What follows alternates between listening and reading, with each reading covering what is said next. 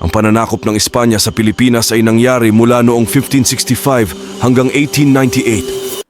Ang panahon ng kolonyalismong Espanyol ay may malalim na epekto sa kasaysayan at kultura ng bansa. Nagsimula ang Espanyol na ekspedisyon sa Pilipinas noong 1521 sa pangunguna ni Ferdinand Magellan.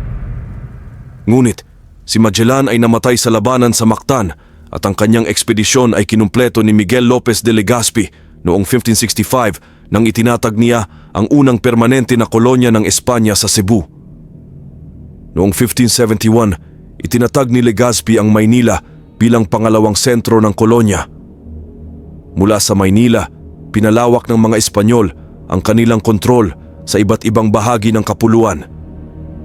Itinatag nila ang kolonya ng Nueva España at naging mahalaga ito sa kanilang global na sistema ng kalakalan. Sa panahon ng kolonyalismo, ipinakilala ng Espanyol ang Kristyanismo sa mga Pilipino at itinuro ang kanilang wika at kultura. Itinayo ang mga simbahan, kumbento at paaralan. Binago rin ang sistema ng pamahalaan at ang istruktura ng lipunan sa ilalim ng sistema ng enkomienda at pagpapatupad ng mga batas ng mga Kastila.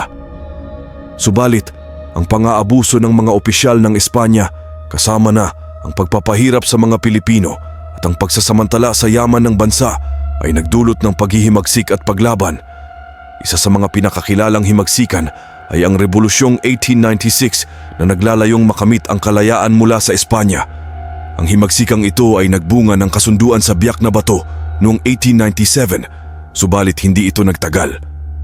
Noong 1898, sumiklab ang digmaang Espanyol-Amerikano at sa kasagsagan ng laban, ipinahayag ni Emilio Aguinaldo ang kalayaan ng Pilipinas noong Hunyo 12, 1898.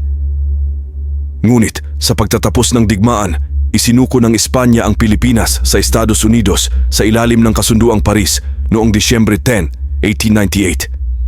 Ito ang nagbigay daan sa pananakop ng Amerika sa bansa na nagdudulot ng iba't ibang kaganapan sa kasaysayan ng Pilipinas. Isa sa mga pangunahing aral ng kwento ay ang kahalagahan ng kalayaan.